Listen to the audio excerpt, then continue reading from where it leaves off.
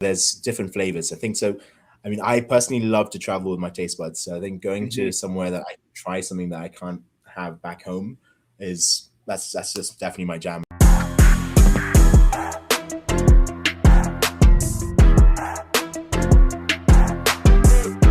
What is happening, Post Shifters? Welcome back to another episode of the Post Shift Podcast. Of course, I'm your host, Shawn Soole. Today, I'm a little bit extra excited, even if it's early morning. So for my West Coast friends, chances are most of my bartenders who listen to this, or managers who listen to this, aren't even awake yet. But it's the live stream. You'll listen to this at 9 a.m. in your ears on Friday in a couple of weeks' time. But I'm really looking forward to this one because I've got Richie Barrow from Nairobi. He runs Hero Bar, which is a superhero themed bar in Nairobi, and it's the number one bar in Africa according to World's 50 Best, which is insane to think about. Like, you know me, I always ask about the origin stories for everybody, so I'm really looking forward to diving into a little bit of comic book geekery on top of cocktail geekery, on top of culture geekery, on top of everything geekery. It's just an added little point. Richie's also the co-founder of Kenya Bartender Week, which I'm really looking forward to because as I talked to Colin last week about it, I'm really looking forward to diving into new cocktail cultures in the world that are ever expanding and gain away from the usual New York, San Francisco, London sort of vibe, because that's the market I'm in. If you've ever been to Victoria, you know what sort of cocktail culture we have here. So I'm really looking forward to this conversation. So welcome, Richie. Thank you so much for your time, my friend. Awesome. Yes, such a pleasure. Thank you so much for inviting me on, Shawn. Super excited and super honored. So, as I said, I love origin stories. Tell me your origin story. How did you get into the business? Wow. Yeah. So I started off in the kitchen. So I was down to study psychology and sociology way back when, and then took a gap year out, decided to do a cooking course. My plan was to go and do catering up in the slopes in Europe. I actually just enjoyed it so much that I kind of I then got offered a job at this. It's called Ballymaloe Country House. So started off in the kitchen there. Didn't do the ski season, regrettably, semi-regrettably, but then decided to change my career path to hospitality. So then changed my university course to hospitality and hotel and restaurant management. And yeah, I think from the kitchen, I've got so much respect for the people in the kitchen. I think it can be trying. I mean, yeah, you go home, you eat food, you go to work, you cook food, you come back home, there's not too many new faces, except unless you have like an open plan kitchen. So I think I've struggled with that a little bit. So then made the transition to front of house. That's in a nutshell. Yeah, I studied in the kitchen myself, and a chef said to me once, he's like, if you want to do this, if you enjoy doing this, chances are you're not going to want to do this for the rest of your life. Like, if you enjoy doing this, do it at home, cook at home for friends. Don't be in the kitchen, because it is similar to cocktails. Like, I have regulars who love drinking cocktails, and they're like, oh, I did a wedding for my friend. And I'm like, yeah. And they're like, it was fucking horrible. I'm like, why is that? He's like, well, because I had to make the same cocktail over and over and over and over again. I'm like, that's my life. What are you talking about?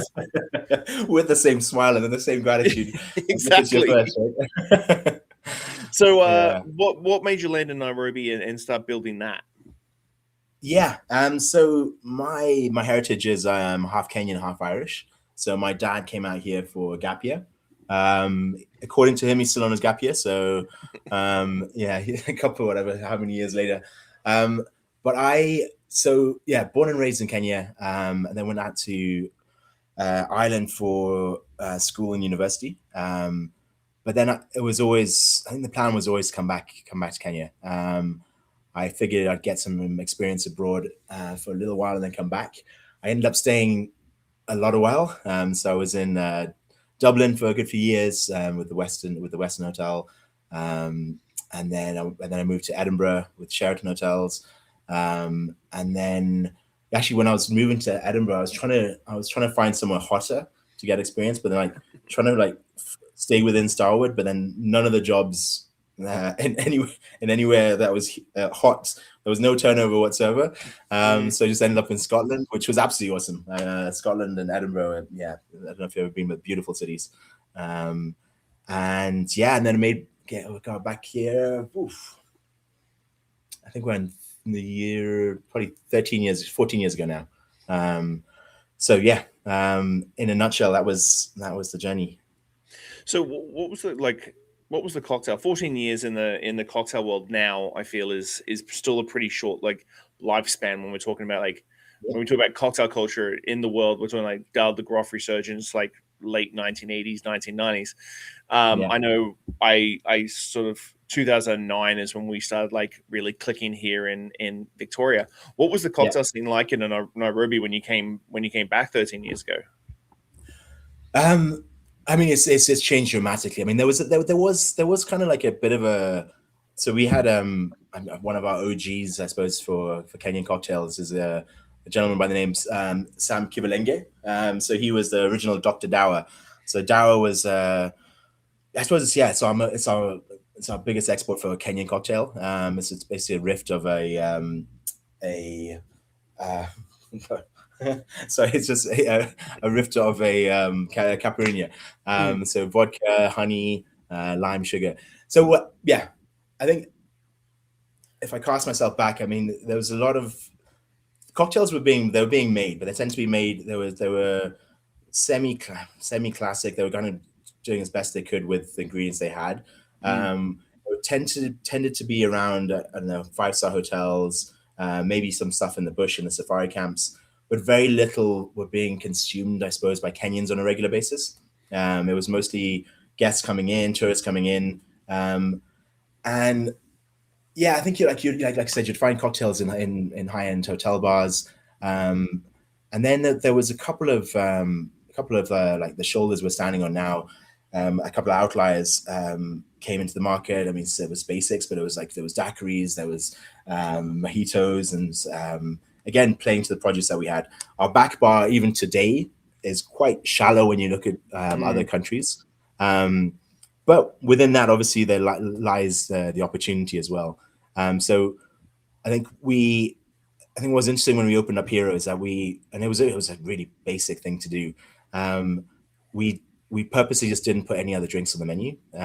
So we only put cocktails and mocktails. And it sounds like an epiphany thing, but it was actually it was the first time I think a bar had ever done that. Ordinarily, you'd have a list of all the whiskeys, your vodkas, your tequilas, etc., etc., etc. So I think from that, it kind of just meant that consumers came in and they're like, oh, okay, so we're going to order a cocktail. And so I definitely don't want to say that we were the first bar to be doing cocktails. I think we were actually one of the first that really took it seriously and really took like made a real conscious effort to make sure that each serve was really thought out and like I think if that answers. No, what do you think that catalyst was for the general consumer? And because Victoria's cocktail scene was the same. Like we had our franchise restaurants that were making like sugary martinis and that sort of thing, and you could get cocktails there. And then all of a sudden we started doing like classics and start building on that. What was that catalyst to get the general consumer, the local, to like start going, oh, okay, well, I can have a good cocktail here? Yeah, no, good question. I think, and actually, you're bang on the money. It was very you were to go out and order coffee.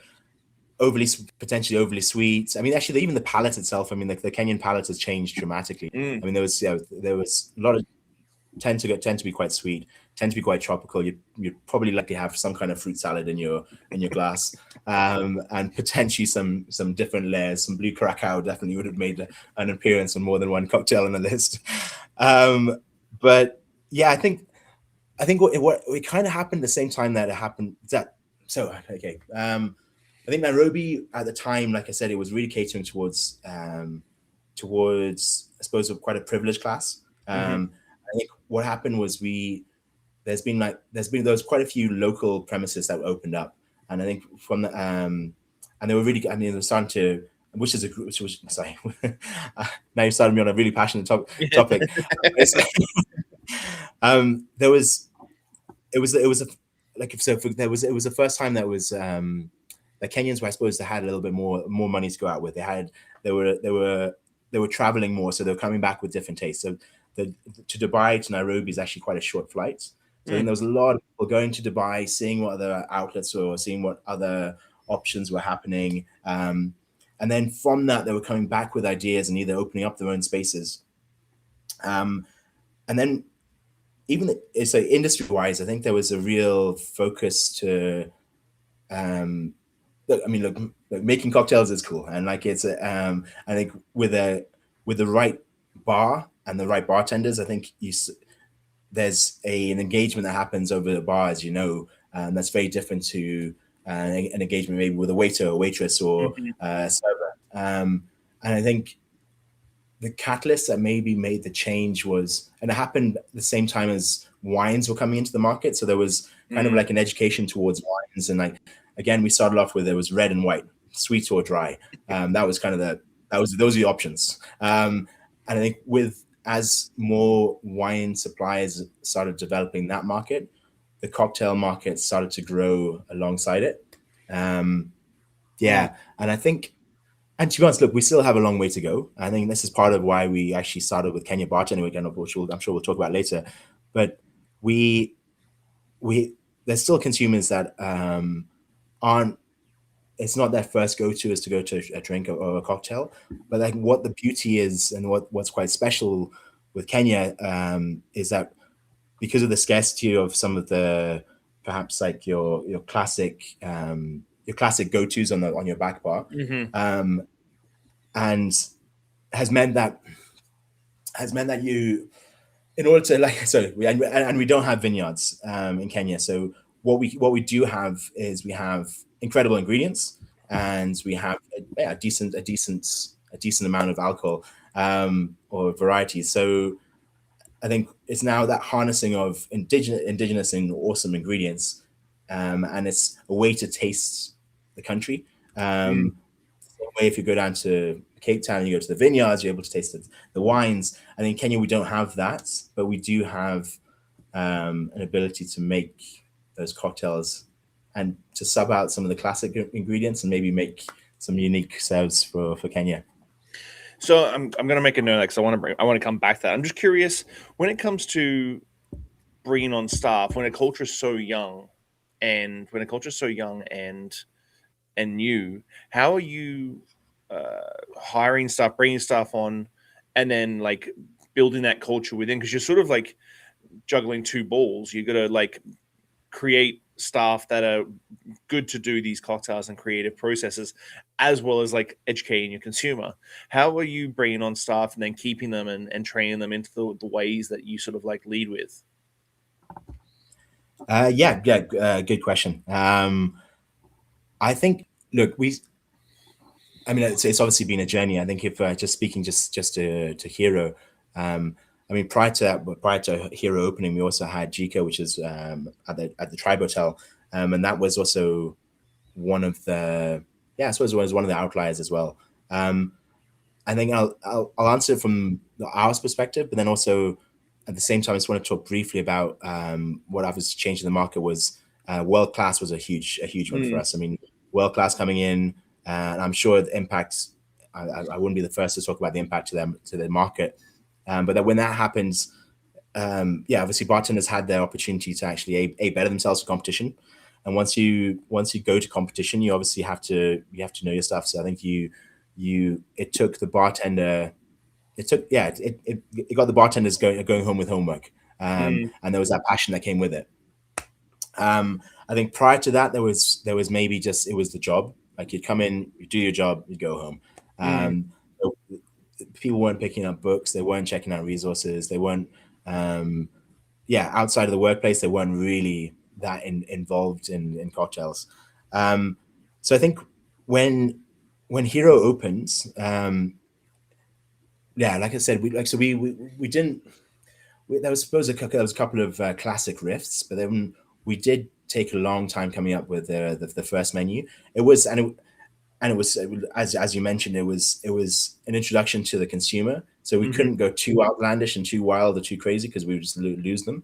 But it was a happy medium between bartender ability plus then what we thought the consumer might be interested in. And again, we went. It was a time of Instagram, so we also went with a bit of theater and a bit Mhm. of drama because yeah, that's what. As soon as there's a bit of drama walking through the outlet, then obviously people started getting excited and starting curious. And I think, and again, I'm sure you'll attest to this. Busy bartenders make bartenders, or busy bars make better bartenders. Mhm. I think as soon as we had the menu, we were set, and there was enough creativity there for the guys to really sink that, the guys and girls to really sink their teeth into. Um, it's and with only just having cocktails on the list, consumers were starting to order them. There was a bit of theatre that was coming out with them. Bartenders were getting more interested in it, and so that the training kind of happened, and the passion happened, and almost hand in hand. Mm. So yeah, it was a perfect catalyst. It was a nice little yeah, it was a nice moment actually when you reflect Mm. back on it. It's like actually we kind of nailed that. That was awesome.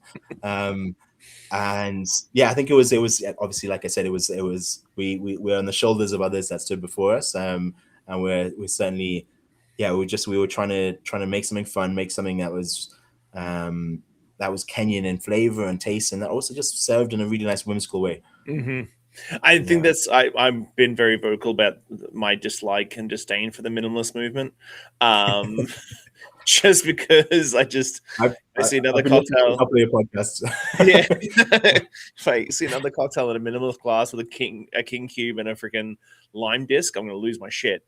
Um, because I do think that bartenders should be fun. Like, but I think you've got the same sort of mentality we had here in Victoria. Is that every time we had a brand ambassador come in, we do an industry seminar during the day, and then we do something for the guest at night, and it literally elevated the guest and the community at the exact same time and the exact same knowledge base. And when you have Yeah, guests sit at the bar and start questioning, like in a way that's like constructive, then all of a sudden the bartender's like, "Shit, I gotta yeah. get know my stuff now. I gotta make sure that if the guest knows more than me, I better be stepping my game up."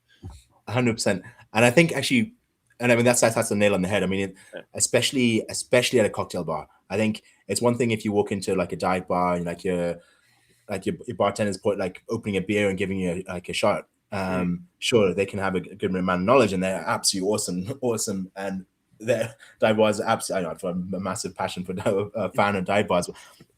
But I think when you're at a cocktail bar and you're convincing someone to that maybe just would like to go for a beer or a gin and tonic or whatever to try something different, then you better know what's in the glass and you better have a cool story about it. Yeah, So when it comes to indigenous ingredients, oops, obviously, I I hope I briefly haven't looked lost over you, your. Sean.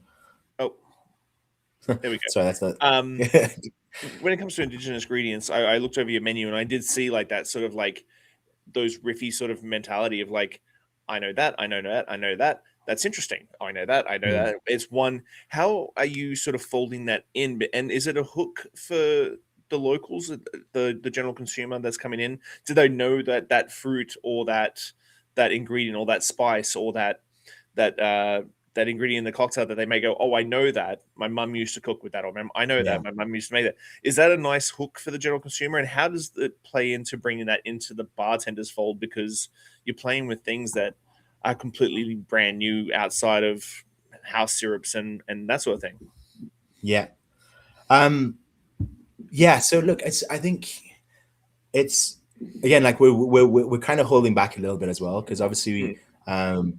we're finding out and this is what's so awesome about being in this market, and actually I'm really truly honored to be in the position I am, is that we're I think maybe let me cast you back a small bit. I'm not going to talk too much about the history, but obviously Kenya was colonized by the English. There was during that time there was a huge change from almost getting rid of indigenous crops, Hmm. and the focus was on cash crops for obvious reasons. Cash crops obviously becomes industry. You can ship them around the world. Um, but then during that time, there was a huge amount of indigenous fruits, vegetables, and ingredients that were kind of lost. And I think part of the success of, I suppose, the colonization was that they also convinced the general public that that some of those indigenous ingredients were not good, and cash crops were the best, and that was what people went for. I think what we've seen, and we keep seeing, or what is growing, and what we're seeing now is that there's a huge pride and a huge reach back into history to find out some of these ingredients. And I think what's been really fascinating with the story, like the small story. I mean, Hero's only coming up to 6 years, 7 years now, 6 years, 7 years, 7 years. But we're only just like scraping at the door, scraping just we're scraping the skin, because there's still a huge amount of ingredients that we haven't actually tried or tested. But coming back to your question about the consumer, I think there's a fascination from the Kenyan consumer, and then there's an intrigue from the Western, or the tourists, because they're obviously trying a cocktail, which is you can find around the world, but then and oftentimes it's a little bit of a rift. So there's different flavors, I think. So, I mean, I personally love to travel with my taste buds. So I think going to somewhere that I can try something that I can't have back home that's just definitely my jam, and I love it to pieces. So I think if we're trying to offer that, and I think what's been really interesting again is that obviously we can build the basics of some of the classics. Like I said, our back bar is a little bit shallow, but we can build the classics. But then where the bartender's eye is really like opened up was when you're now telling them to go back home, talk to your grandmother, talk to the medicine man, whatever it is. Like let's find these ingredients, because like some of these ingredients they're like, especially when we're talking like about Kenya coming onto the cocktail scene and Africa coming onto the cocktail scene, we need to be coming with something that's unique and authentic and different. I mean, if it to present ourselves in that market, in the global market, we need to also have that USP. So I think that's when you see the bartenders really getting engaged. And like, I mean, the amount of times you're walking past it, I don't know, walk past the lab and there's some peculiar root or bark of a tree, and you're like, let's try this out. So yeah. So it's been fun. It's been a lot of fun. That's awesome. How long's Kenya Bartenders Week been around now? How many years have you been doing? So Kenya Bartender Week, this is going to be the second year. So last year was our first year. So we're young. We're young and energetic and really keen to see what we can do with it. And I suppose, the inspiration for Kenya Bartender Week was really Hero. We've been very honored by some of the attention that we've gained. So Kenya Bartender Week also came about like, okay, how do we now pass this on to the wider community? How can we be that fire starter and just help share that light? Because obviously, look, if we were just to simply build alone, I think after a while would soon fade. But if we can build a really healthy environment around us where there's other cool bars doing stuff, and there's this real ecosystem of all of us pushing each other forward, then we have a sustainable future, and we can then contend with the big bad boys of the rest of the cocktail world. And that's always the hardest thing. I feel like we synergize on so much stuff, including when I was leaving high school. I actually got a scholarship to do psychology at university, and I took a gap year and got into hospitality. So wow, sounds familiar. So for everybody who's like curious, walk us through Kenya's Bartender Week, and like, how does the week roll out? What's the focuses? Obviously, we've got the usual pop-ups and that sort of thing. What's the focus behind Kenya Bartender Week and how it rolls out over the week? Yeah, sure.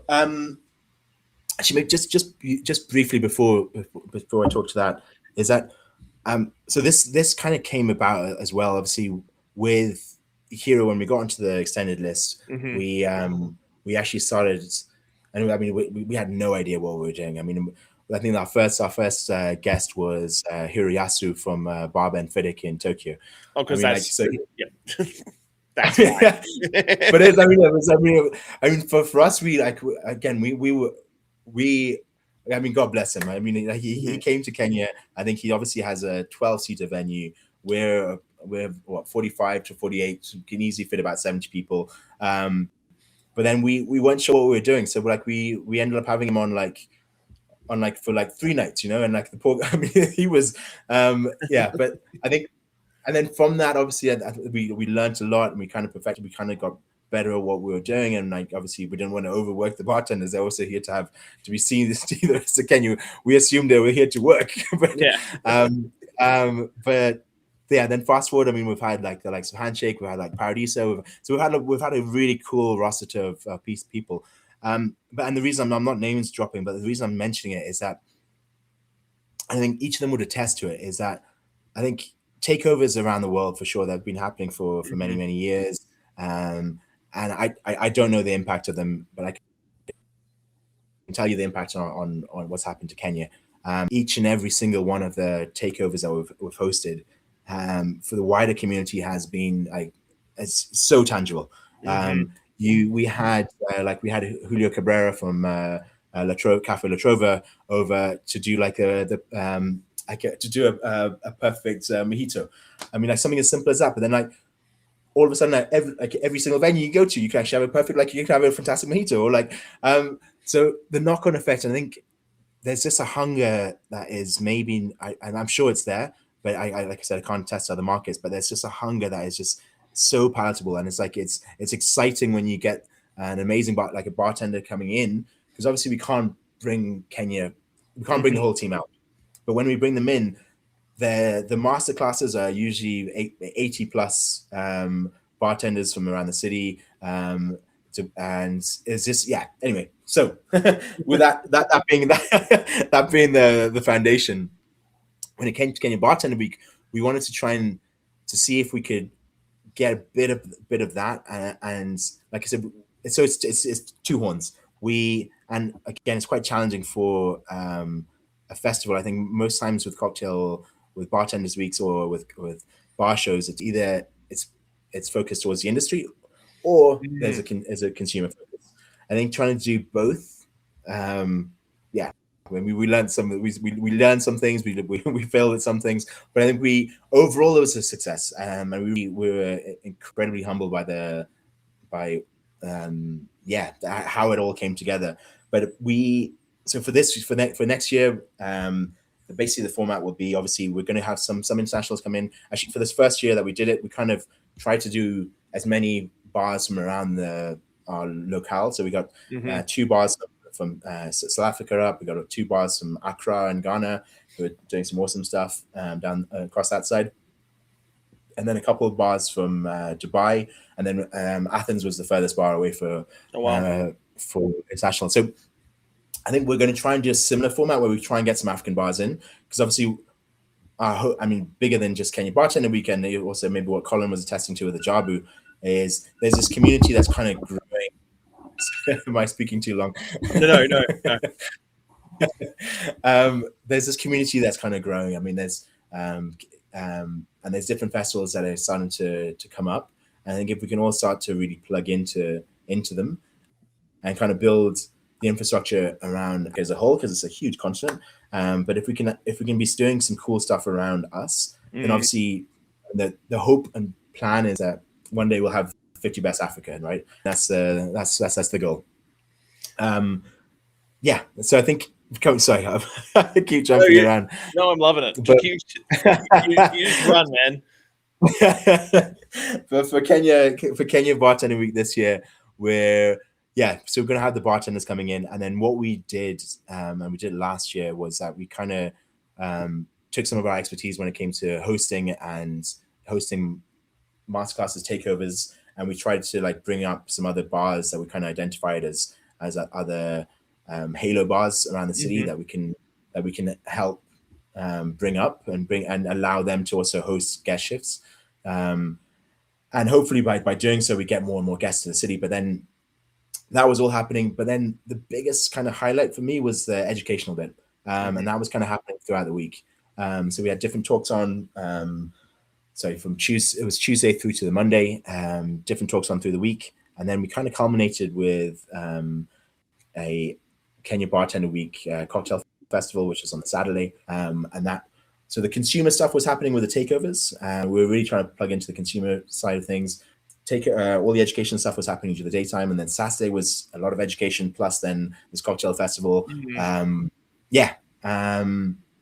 And then there was like a lot of different stuff. A lot of stuff that again, we are incredibly, we're incredibly blessed in Nairobi.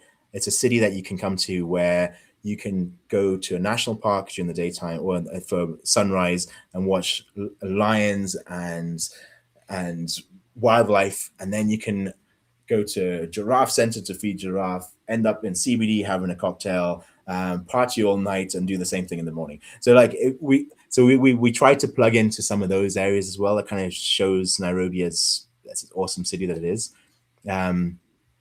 And yeah, I think that was in a nutshell. Very far around to come to that answer, but we got there. No, it's perfect because I'm curious. Like, world's 50 best, obviously. What's your number 1 in Africa, number 69 in the world? Number 69. Yes. And every year, whenever 50 best comes out or any awards come out, big cities go, well, they'll have their grievances as they do. Me coming from a small market, that shit is like, that's marketing dollars that I'm not paying for, that is putting bums in seats and changing our culture and actually putting a spotlight on something that would not necessarily get that spotlight from regular media or anything like that. Because as you said, Africa's a massive continent. Yeah. Huge amount of bars in there.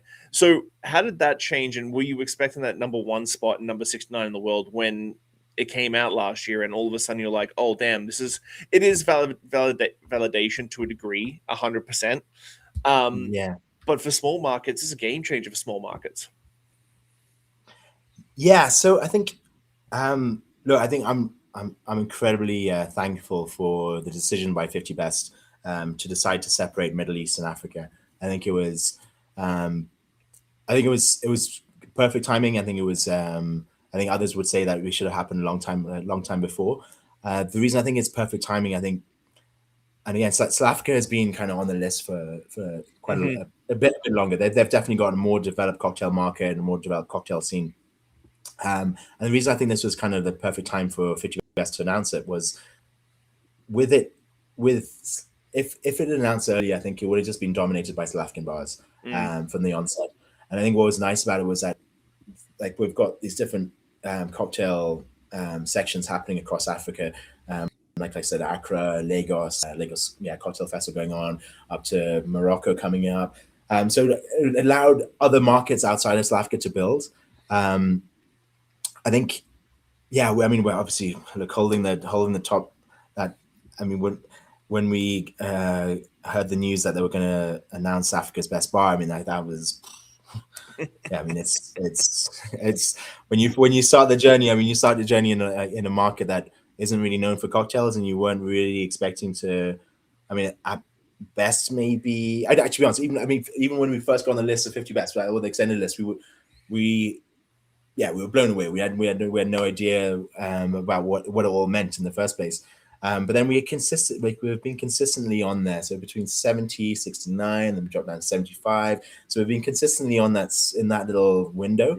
And I think it's funny. I think it's two things. There's a target on your back now. And I think from both, I think obviously from the rest of the other markets, fantastic. That's a great thing. That's competition. I love competition.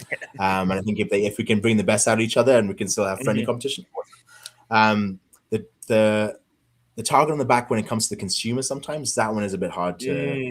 It is hard to tell, because now there's an award that says you're the best bar in Africa, and I think obviously not every bar is everyone's cup of tea. Not every cocktail is everyone's cocktail, right? It's like, so I think with that accolade, it means that if there are haters, then they do pick up on that and they try and like tear you down for that. But overall, it's been received really, really well, and I think, thankfully, like I said, we've tried to approach with all of our successes from a very humble standpoint, and I've always tried to uplift others, as well as we rise. So I think based on that, and also based on kind of the relationship we have with the wider community, it's been very well received here. But yeah, I mean, it's a game. Look, I think it's a game changer for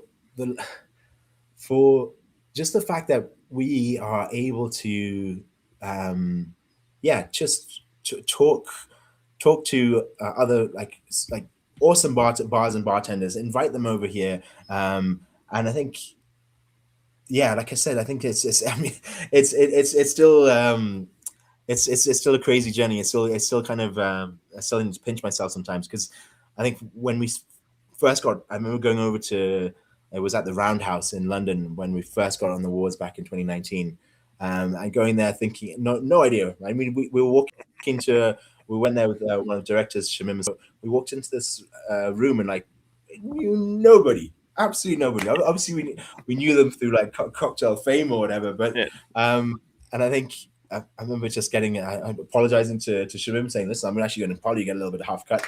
But then I'm bouncing around and and there were some people that were really open to this new arrival. Others were a little bit dismissive. But I think we've slowly edged our way in there. And I think we're definitely flying the flag for not just our market. We're really proud to be representing the rest of Africa. And so it's been a epic journey, but long may it continue, actually. So you're a leader and a mentor in not just the African market. What sort of advice are you giving to the next generation of bartenders in Africa? Because as I said, as we were talked about, like they're coming up through the ranks as we're sort of getting the consumers doing. Obviously, I feel like it's the same thing that we have in our city in Victoria, that like when you got number one in Africa, it was a no Ruby got number one, not just Hero Bar. Like the whole city got number one bar, not just my little bar in the corner. You know, when we got our first Tales of the Cocktail nomination in 2011, it was like top 4 hotel bar in the world, and like it was a Victoria award, not just Not just hotel bar. So what's the advice you're giving to the next generation of African bartenders coming through the ranks? Actually, just briefly on to speak to what you just mentioned. I think what was interesting actually with getting it was that we've been trying to for a long time, actually trying to work with the Kenyan hospitality community and the Kenyan tourism board. So we brought them on board for the Kenyan Bartender Week. We've been trying to do more with them because I think Kenya has classically been marketed as a safari and beach. So fly in. Most people maybe stay in Nairobi one night. So we've been trying to plug in and say, listen, let's try and really shout about the cool stuff we're doing in the city, that people actually come and stay for longer. So it's even if it's 1 or 2 more days in the city, and then they can go off to the safaris in the bush. But obviously in the safari, you don't meet that many Kenyans, right? You'll meet the driver, you meet the guys that are working in the camp, but you don't actually get to see the beating heart of the country. So I think when it came to trying to walk that relationship or trying to walk that journey with them, I'm going to have to ask you to repeat that question. No, I think when walking with them on it, I think what's interesting is that even now there's Kenyans that walk into our bar that don't actually. I think while we might be celebrated across Africa or even across other markets, and certainly globally in the cocktail family, but what's funny is that there's still so many that don't know about us in our own market. Yeah, and that's maybe it's the fault is on us, but I think it's also I think there's confusion right there. I think especially with like a 50 best accolade, I think people are expecting like that any bar. Yeah, that you kind of have to explain. There's a little bit of there's a need for cocktails, right? You're not just like a nightclub and a high energy bar that you have a good time and then that you get the award for that. It's like there has to be a bit of like there's a bit of science to it. Right? There's a bit of like have a good program, have a good beverage program, etc. But I think my advice for other bars or younger bars coming in, I think try and look. The world is huge. 50 Best obviously extended the list to 51 to 100. Tales of the Cocktail, we're starting to do some great stuff with Tales of the Cocktail throughout Africa. I think those two platforms, when it comes to talking to a global audience, I think they're, I mean, let's just talk briefly about Tails. I mean, Tails and Spirited Awards is phenomenal because anyone can nominate, right? That you like any whether you're the owner, whether you're a consumer, you can nominate a bar. So I think the fact that that exists and is not being utilized enough. So I think you just have to get out and vote. And I think for the smaller venues that are around Africa that maybe are trying to come up with a program or trying to think about how do they use their mouthpiece. I think you've got, like I said, Tales of Cocktail, which you can nominate. I think I'd advise them to get their teams ready for competition ready. Teams are a great way to advertise your business. They're a great way to bring that skill back into your business. And I think if you rally around your bartenders and really get them ready to compete, then that will market your bar. And if you can get to like even top 10 or top 5 or whatever placement you can, and some of your bartenders up there, I mean that speaks volumes for you for who you are. And that should attract other bartenders to come join your team. Bartenders talk. I mean, hospitality talks, right? So if you're well looked after, and if you're people are actually not beyond just a paycheck, are actually taking care of you, then I think you'll naturally attract talent. And I think here, we're blessed where if someone was to resign, I think my Instagram alone has countless amounts of bartender requests. So I think, go slowly, be authentic to yourself. I think come up with a list that the guys can do, and it's not just ostentatious for the sake of ostentatious, being ostentatious. Exactly. And I think if you, I mean, try and avoid copycatting if you can. I think certainly, especially if you're doing your own drinks list and you're coming up with your own cocktails. And if not, just try and do riffs and classics. I think start there, and just slowly build to that. And I would 100% suggest, if you're going to be a cocktail bar, don't advertise you have other drinks. Have them, don't advertise it. So what's your outlook for the next 5 years for not just Nairobi and Kenya, but for the African cocktail community going forward? What's your outlook, and what would you like to see in the next 5 years? Good. I think for the community at large, for Kenya at large, I think I'd love to see more engagement again from the tourism sector, starting to really market some of the urban environments, because I think we've got really cool stories to tell. I would love to, I personally I would love to see more African bars on the list. It was kind of bittersweet. So the year before, we obviously had Syntax from Joburg and ourselves on the list. Then Syntax dropped off last year. So hoping to get more bars back onto the list, because I think with that ecosystem, then we can really start to do some cool things. So I think I would love to continue to see the collaboration that we've been building. Like I said, we've been working closely with a lot of the South African bars. And we've been working a lot with the Accra bars. Morocco was just started getting some relationships up there. So I think just seeing that ecosystem kind of growing, where there's a little bit more, movement between our different. Because I think one of the things we haven't covered, but like one of the biggest stumbling blocks for us, or for my team, I'm actually really honored thankful to have an Irish and Kenyan passport. But for the team, visas is a huge thing. I mean, and it's our biggest obstacle. So getting people around. So I think, but thankfully across Africa, obviously it's expensive, but it can at least there's not visas.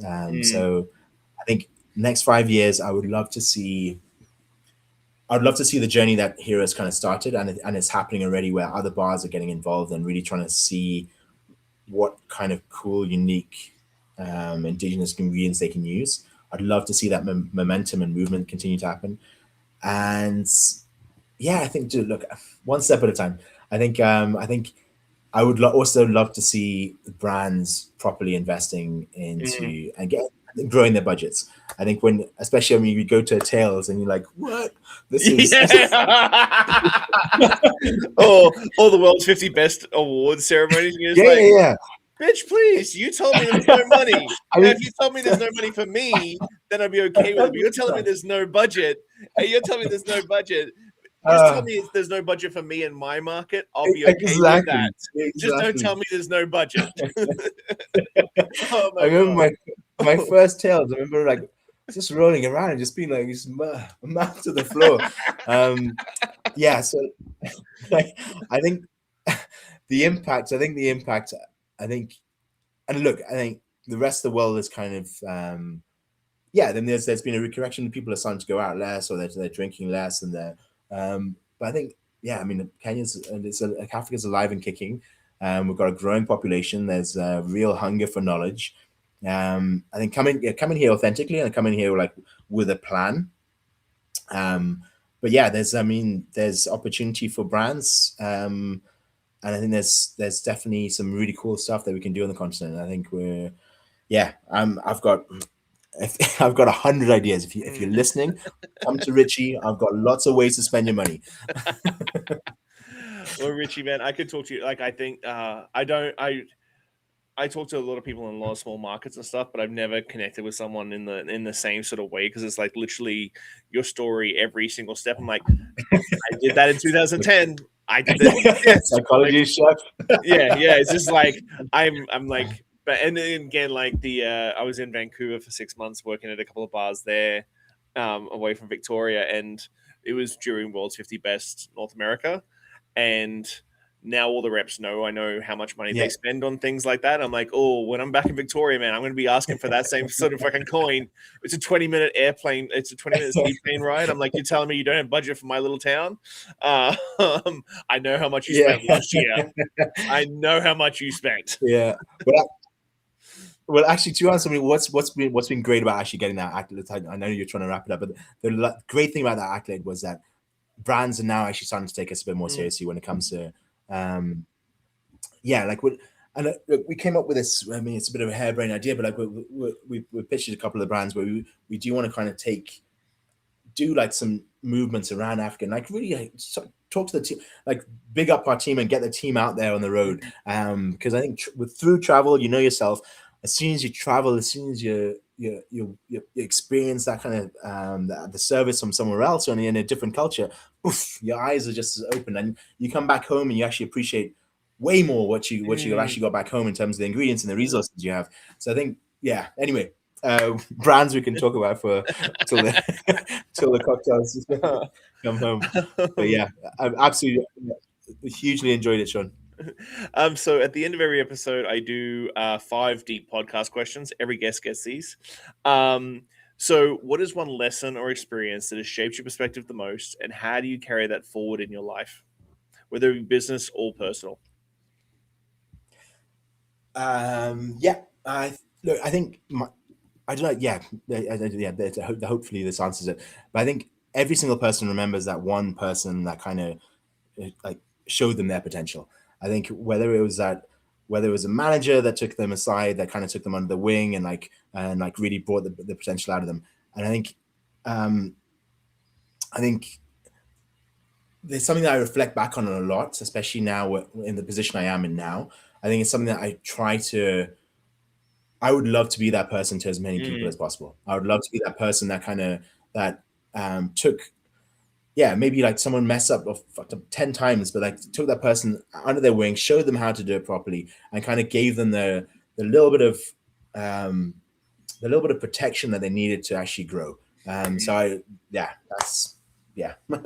think it's kind of shaped my management style. I think it's something that I try and echo back to, because I definitely had that person in my life, actually more than one person in my life that kind of guided me. If you could leave one lasting message or piece of wisdom for the world, what would it be and why? I'm a firm believer that it's just so much easier to be happy. And I think a smile and a laugh, it just lifts the mood every single time.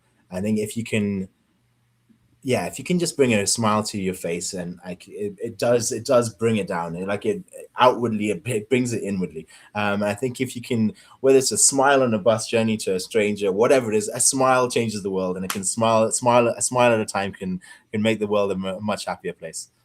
Looking back on your journey, what is something you wish you had understood earlier in life?